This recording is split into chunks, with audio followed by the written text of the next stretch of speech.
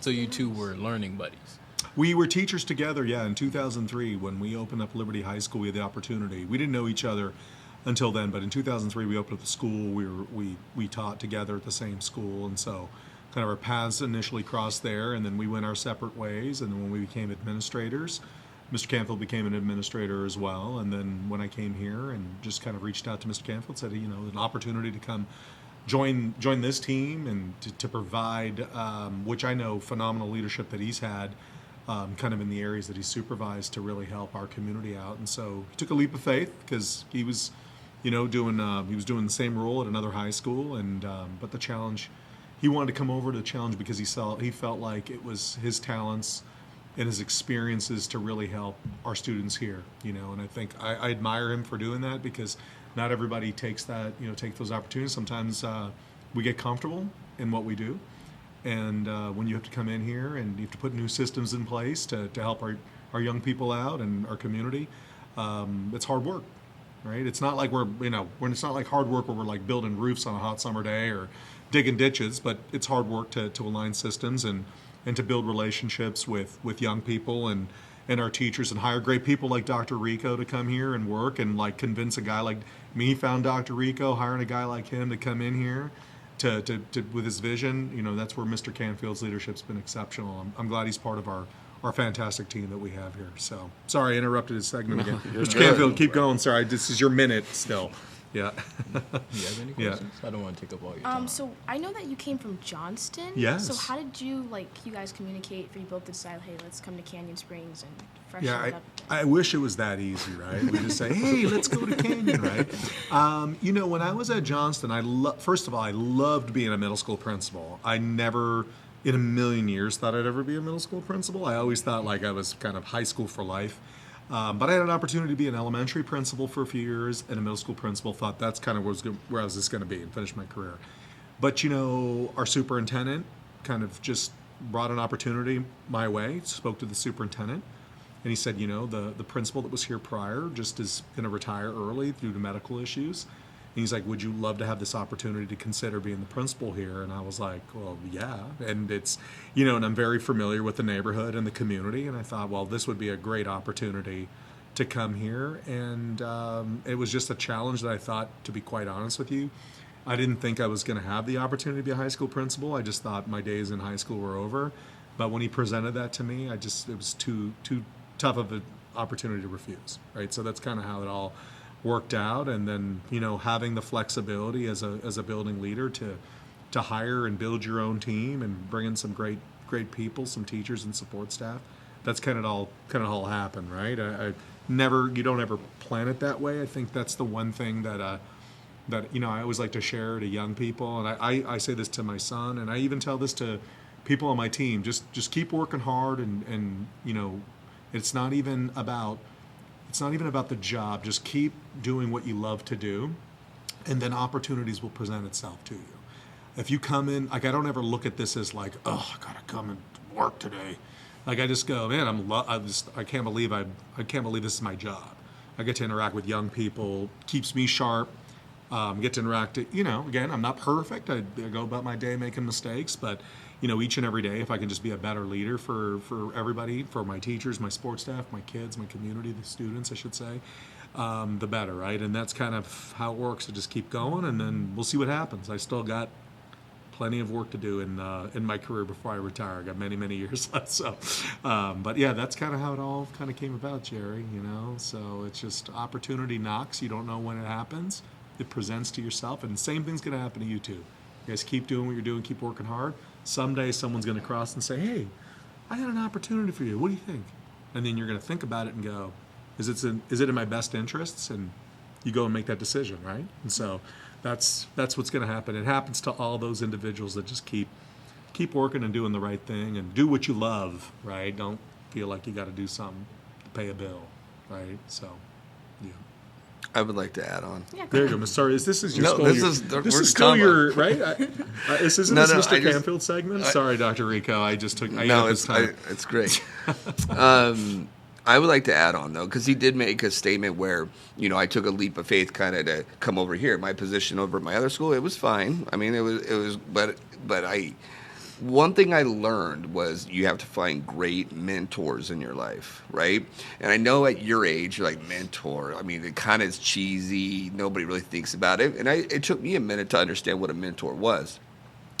But I'm thankful in my life to have 2 to 3 very powerful and grateful mentors for me that look out for me, right? They want the best for me. It's not about them. They want to take care and make sure that I'm okay, right? They give me opportunities to do things. They introduce me to people that maybe could grow my career, and they're there to support me. It's not all about them. They want to see greatness from me, right? So I didn't really understand that until, I kind of grew up a little bit, and Mr. Markouzis is one of them, and I have a couple others. But finding those mentors at a age in college or even in high school that can really inspire you and give you opportunities that you might not ever have had is something that you guys should all look forward to. I don't know if you want to talk about that at all, but I think mentorship is very important. No, I will say this. I think the one thing in our profession we have to continue to do a better job of is growing, what I like to say is kind of grow our own kind. And that's through mentorship. That's what's called being a servant leader. And I love seeing that in the students. I love seeing that in my teachers and my sports staff and my administrators, because the only way we're going to continue to build off this profession of education, I think, I may have mentioned it in our first podcast, the education business is kind of going through this weird, awkward transition since we came out of the pandemic.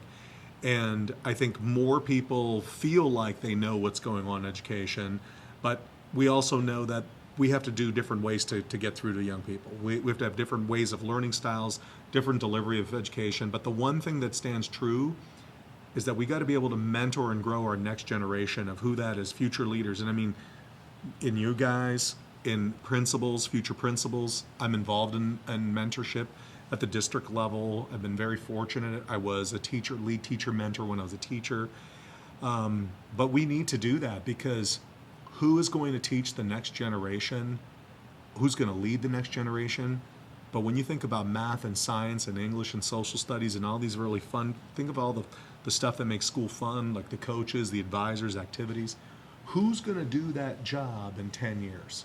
Who's going to lead those efforts in 5 or 10 years? We need to have young people in our system, young from anywhere from your age all the way to young people in their 20s and 30s and early 40s that are doing the work here. So that's the part of the mentorship I love, I enjoy. Building those relationships, building trust, I think is so important. And again, this is a people business. We're not perfect. No one's perfect, right? But each and every day we try to strive for perfection, knowing full well we're never going to obtain it, but we just want to make it better for ultimately the best return on investment, which is you guys, our pioneers, our Canyon Springs students. So, but thank you, Mr. Canfield, for saying that, because I just think it's part of what I do every day, part of my job, and I love. That's why, again, cheesy, proud pioneer principal. That's why I always love saying that over and over again. All these little pieces make me proud. Even Dr. Ricco. Right? I come to him for advice. I don't know, Dr. Ricco. You have such an eclectic background. I'm not one to give you advice. You have such an eclectic. Someday we just got to do a podcast on your eclectic stories and where you've been and around the world and all that. I'm down for that. It's not for today, but I will say this: you've got quite an eclectic background and upbringing. That's for sure.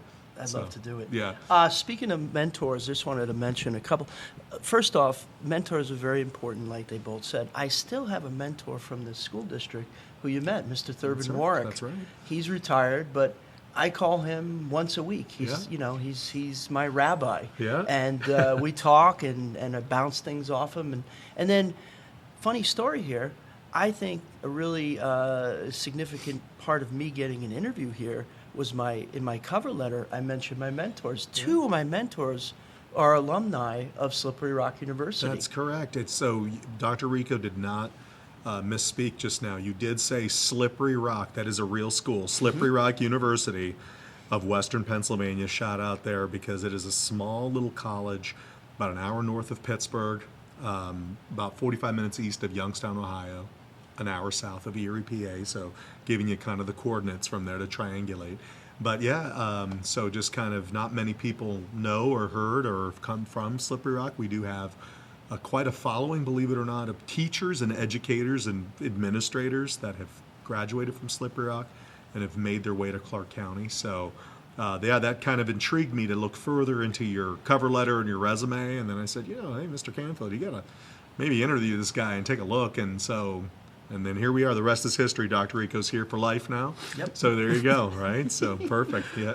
So I go- Mr. Markouzis played 4 years of college football at Slippery Rock. If you Yes, guys didn't know they that. did have Four they had years of sports college there. football. It's not a fake university, everybody listening. It's a real university, okay? So, yeah. So anything else we wanted to? Do we want to get some of these questions here from Yeah. Mr. Canfield? But I am a news consumer. I love reading news. I love being the most up to date on news. So if there's something out there that I'm going to read and grab right away, it's a news article, it's the newspaper. And so the news consumption for me is a day-to-day thing. As a former social studies teacher as well, I was very involved with current events, government operations, and what's going on in the city, in the county, and in the country. So I would say my number one go-to is news. But also, We the People. You forgot you were a We the People I was. teacher. You were?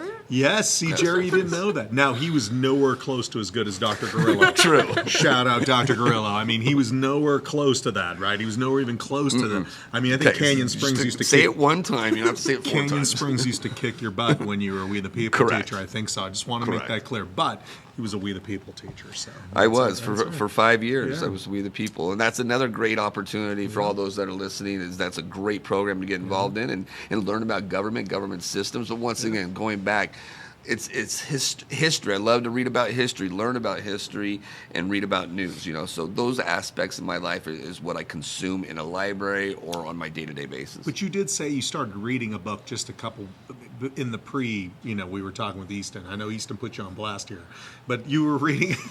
He did say didn't you say you started reading some book just recently about grading or whatever? Yeah, it was? fair grading practices. So Yeah. I actually picked it up.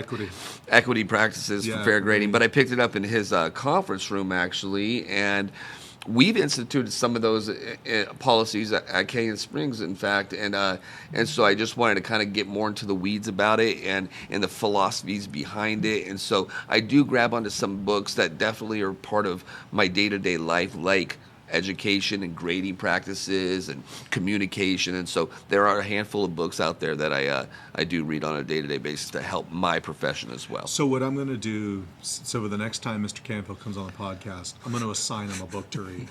All right, we're going to do like a book study. Like a book all right? report? Book report. You know what? I'm going to have a book report. I'm going to have Mr. Canfield do a book report, then he'll report back to you, Jerry. Fair. Is that all That's right? fair. I'm going to assign that after this podcast. Perfect. Book study, let's go. We're going to do one for sure.